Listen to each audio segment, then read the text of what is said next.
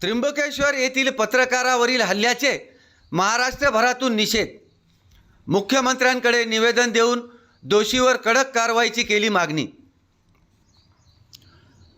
त्र्यंबकेश्वर नाशिक येथील पत्रकारांना झालेल्या मारहाणीचा व्हॉइस ऑफ मीडिया महाराष्ट्र साप्ताहिक किंगच्या वतीने राज्यभरातून निषेध करण्यात आला.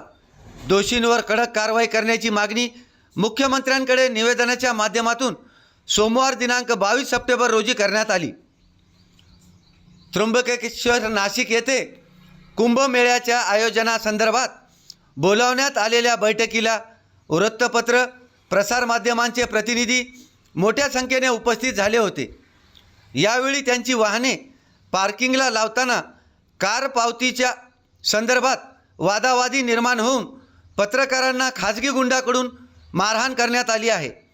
याबाबतचे वृत्त सोशल मीडियाच्या माध्यमातून प्रसारित झाल्यानंतर राज्यभरातून या घटनेचा निषेध करण्यात आला होता आणि अशा या गावगुंडांवर पत्रकार संरक्षण कायद्याअंतर्गत गुन्हा दाखल करावा अशी मागणी करण्यात येत होती.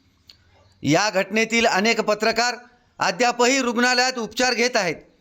याबाबत व्हॉइस ऑफ मीडिया महाराष्ट्र साप्ताहिक विंगच्या वतीने 22 सप्टेंबर रोजी सकाळी 11 वाजता एकाच दिवशी एकाच वेळी राज्यभरातील प्रत्येक जिल्हाधिकारी यांच्यामार्फत मुख्यमंत्री देवेंद्र फडणवीस यांच्याकडे यातील दोषीवर पत्रकार संरक्षण कायद्याअंतर्गत गुन्हा दाखल करावा, राज्यभरामध्ये पत्रकारांच्या वाहनांना टोल आणि वाहनतळावर यातून सूट देण्यात यावी आणि आगामी काळामध्ये वाहनतळाचे खाजगी कंत्राटदार आणि पत्रकार यांच्यामध्ये वादावादी निर्माण होऊ नये.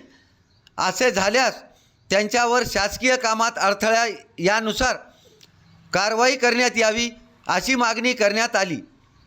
व्हॉइस ऑफ मीडिया साप्ताहिक विंगच्या वतीने पत्रकार, सदस्य, पदाधिकारी यांच्या वतीने संघटनेचे संस्थापक अध्यक्ष संदीप काळे, राष्ट्रीय मार्गदर्शक विनोद बोरे, प्रदेशाध्यक्ष वामन पाठक, अब्दुल कयूम यांच्या नेतृत्वाखाली निषेध आंदोलन करण्यात आले.